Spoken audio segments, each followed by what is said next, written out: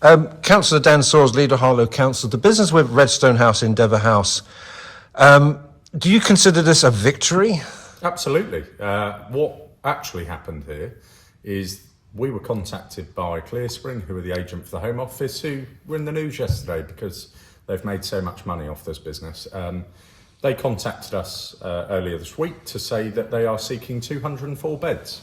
And that included Redstone House, and that they were seeking to move people in from November.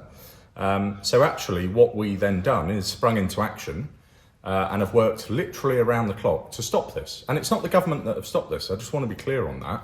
The government still wish to place 204 asylum seekers in Harlow. What has actually happened is the owners of Redstone House, Dever House as it's now called, have very clearly, because of the stance we took, rejected that offer from the Home Office and asked them to withdraw it.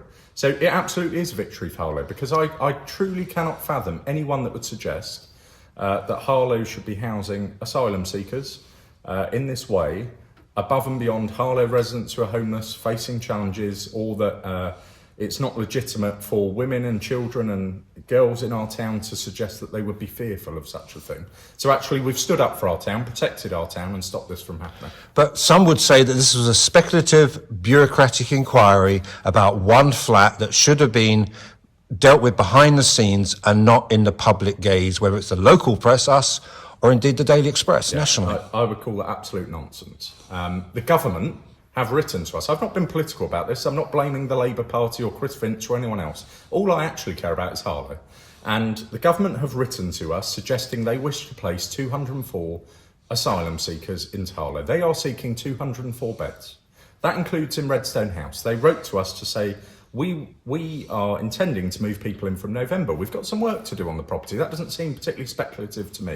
If you look anywhere up and down the country, and this nonsense of it being one bedroom, one flat, I just want to deal with that as well. If you look up and down the country, the government do not consult when they wish to use one flat. If they wish to use one flat, they could rent one anywhere in Harlow. They didn't choose to do that. They chose to go to a property that's particularly expensive, more than double what you could get another one-bed flat for in Harlow. Or they could use a HMO, for instance, but they chose not to do that. A property that is near empty. And this suggestion, as I say, that they intend to use one flat despite asking us for 204 beds is just rubbish. And as I say, what has actually happened is we've stopped this. They are now seriously backtracking, including our MP, suggesting that this is not the case and that we've blown this out of all proportion. The reason it's been stopped is because of the stance that we took. It's not because the government have changed tact, as is also being suggested. It's because of the stance that we took. And I genuinely apologise if anyone is upset that we decided to stand up for our town and say that we didn't want this to happen in Harlow and that it would be a disaster for Harlow. I genuinely apologise if people find that upsetting. I take a slightly different view. I think my job is to stand up for Harlow. That's what we've done. We've protected our town and we will continue to do so. But it's a delicate ecosystem here. You know, there are people who get very inflamed and go onto our site, and I have to remove comments. People committing, I'd take an I can quote you, I'd take an AK-47 to these people. Now, surely because people might say that, people have to say, you've really got to do things behind the scenes and not play it out in public. I understand there are people in all walks of life, on all sides of the debate, that say things which are wholly unacceptable, and I don't condone any of that. But I also don't agree with the suggestion that what we should have done is the council should have been told the government was intending to move 204 asylum seekers into Harlow, and the council should just quietly write to the Home Office and say, we wouldn't like this here, but you know, if it happens, so what? I think that is ludicrous. Actually, I stand wholly by what we've done. We've stood up for Harlow, protected it, and I think fair-minded residents will be pleased that this is not going ahead. I don't think fair-minded residents would suggest that what the council should have done is sort of hush-hush, hide it away, and let this happen. I stand wholly by what we've done. We've protected the town and will continue to do so. But do you also appreciate that the town's divided right now? There are people, members of ethnic minorities, who feel under threat. They've had comments made.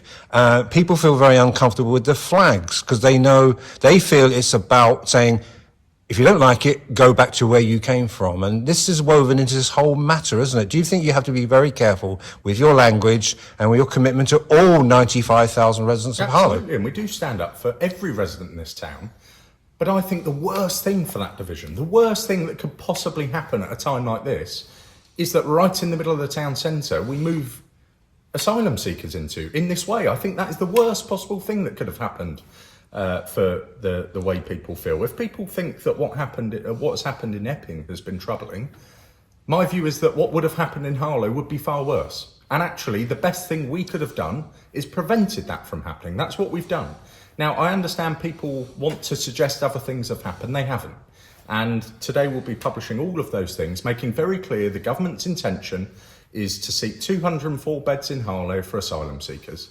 My commitment to every resident in this town is that we will protect this town. We will put them first. We will put the hundreds of Harlow families who are facing homelessness, looking for a council house first, because I think that's the right thing to do. As I say consistently, my job is to stand up for Harlow, to deliver for Harlow. The government have a serious issue on their hands with the challenges around asylum seekers. I absolutely recognise that. They've got a massive task. But my task is to stand up and deliver for Harlow, and that's every resident.